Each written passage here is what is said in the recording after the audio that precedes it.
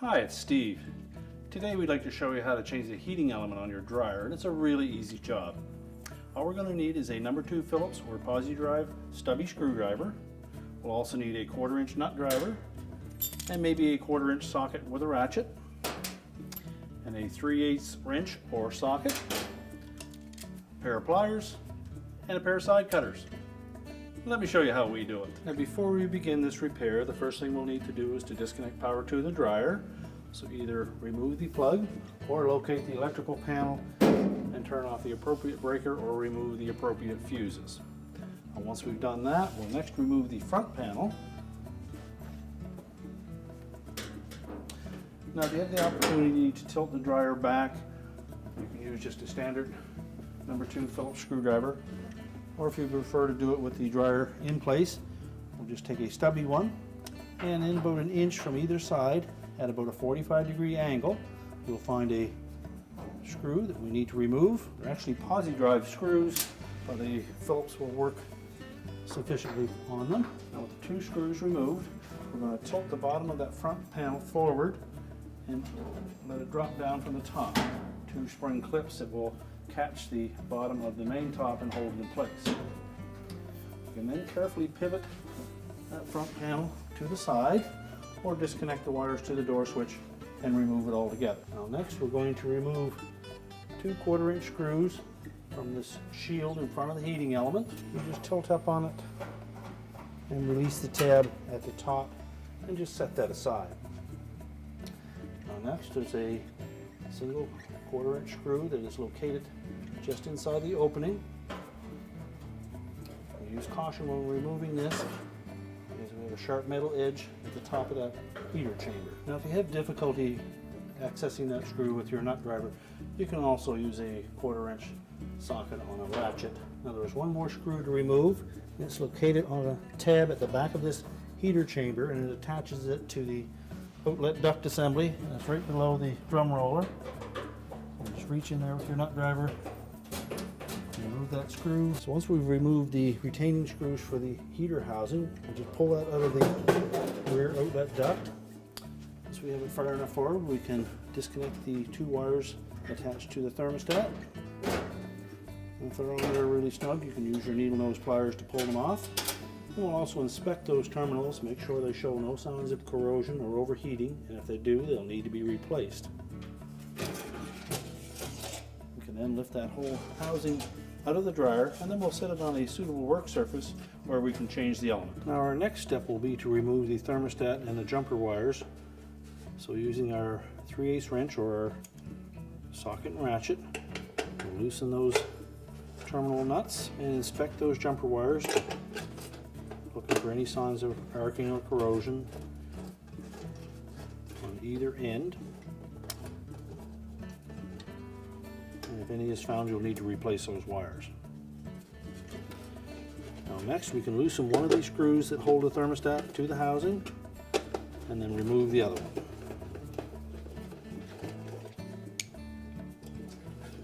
Slide that thermostat out from underneath the remaining screw and set it aside. Now next we'll remove the last 2 nuts on the end terminals for the element. Then we can remove those ceramic insulators and also pull them through on the inside. Now next we'll remove the 1/4 inch hex head screws that secure the 2 halves of this heater housing. Now with the screws removed, we can just open up that housing and that will expose the element. Now to remove the old element, you can just take a pair of side cutters and just cut each individual bend and pull the old one out. So just start by clipping off one end and then just cut beside each insulator. We then remove the individual pieces. And we want to use caution around these insulators because we will be reusing them. And if any are damaged or cracked, you'll need to replace them. And we'll do the same thing for the opposite side. And again, just remove all the individual pieces. Now once we've removed all the old element, we can discard that. Now next we'll remove the nut from the end of the terminal stud. We're going to retain both the nut, the washer, and the stud. Just discard the end of the element. Do the same for the opposite side. And if these terminal studs show signs of arcing or corrosion, you'll need to replace. Now there are a couple of methods for restringing the element housing. You can take the element, feed it through each of the individual insulators back and forth in a zigzag pattern all the way through, and then attach the two ends. We have to take caution that we don't stretch the element at any place at all. Now another method that you can use is to remove the insulators, and we can do that by just taking a little pair of pliers and just crimping the end of it, and it'll pull right through. Do that for each individual insulator. Remove them all. Now once we've removed all of the insulators, we're going to take our element wire and we'll feed all of the insulators onto the wire. Now once we have all of the insulators on the element, we're just going to set that aside for a moment. We'll then take the terminal stud and the insulators for those, and we'll assemble those. So the long portion of the stud will go through the tapered ceramic insulator, get that square opening through the element housing, set the cap over it, and then attach one of the nuts. We just want to tighten that enough to hold it snug. If you tighten it too much, you'll crack that ceramic insulator. Do the same for the opposite side, alongside through the tapered ceramic insulator, goes through from the inside of the housing through to the outside, set the ceramic cap over it, and install one of the nuts. And just snug that up. Now with the terminal studs installed, we'll next take the element again. We'll locate the eyelet terminals on the end, sit that over the stud. Take one of the washers and brass nuts, and we'll attach that element to the terminal stud. And just make sure that it's tight. Same on the opposite side. And again, just tighten it so that it's snug.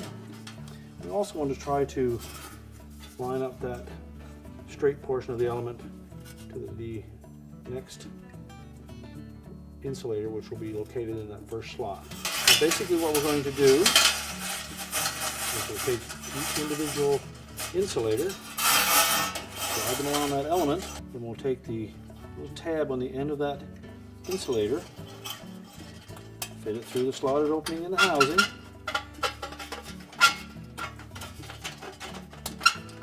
make sure it's pressed all the way through. We'll take our pliers, just give it about 1/8 of a turn, and that will lock it in place. We just need to ensure that we have the two sides of that mount for the insulator pressed together.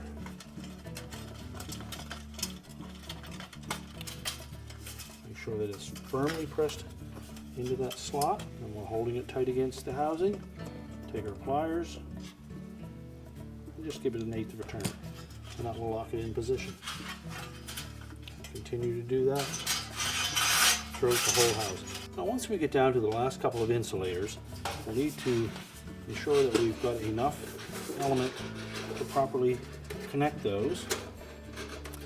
So we go from one side and then back to the other, and we can see we don't have quite enough. So we'll open the housing up, and we're just going to take up any slack that we find without stretching the element. Carefully pick up that extra. Again, use caution that we don't stretch the element. Just make sure that we take any of the long round bends out of it. We'll put it together again and just compare.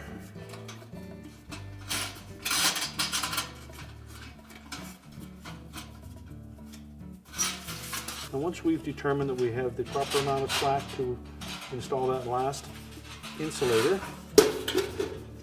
We'll close the housing up and we'll reattach the 4 retaining screws. Now with it attached, we'll locate that last insulator,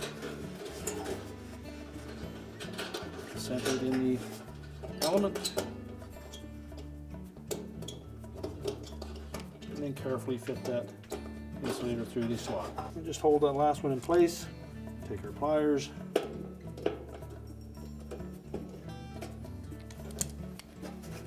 and just go over each one and make sure that we've got them properly fastened. Now we can reinstall the thermostat. So we'll hook one end of it under the existing screw.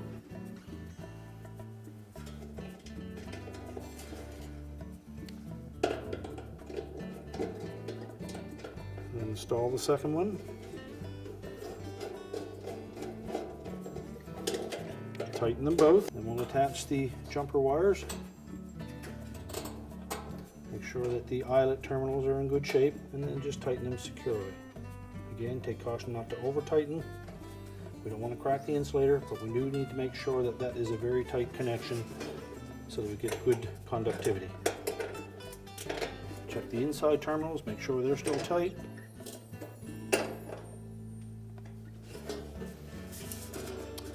And now we can put the assembly back in the dryer. Now to reinstall the element, just move the harness out of the way, slide the element into the dryer. You can reattach the wires at this point if you wish, so they're firmly attached to the thermostat. And we're going to line up that tab on the back of the housing with a hole in the outlet duct. And we're also putting that whole heater housing into that opening. And once we've lined that tab up, we'll install the screw. Once we have that screw at the back in place, we'll locate the one in the base, tighten that up, locate the tab on the front of the shield, fit that into the slotted opening on the top, and then install the 2 retaining screws into the base. Make sure we tighten these screws securely so that we don't have any vibration, and then we can put the front panel on. Just rotate it around, line up your 2 spring tabs at the main top, keep an upward pressure on it, tilt it into place, and then replace the retaining screws at the bottom. We're now ready to reconnect the power, and our repair is complete.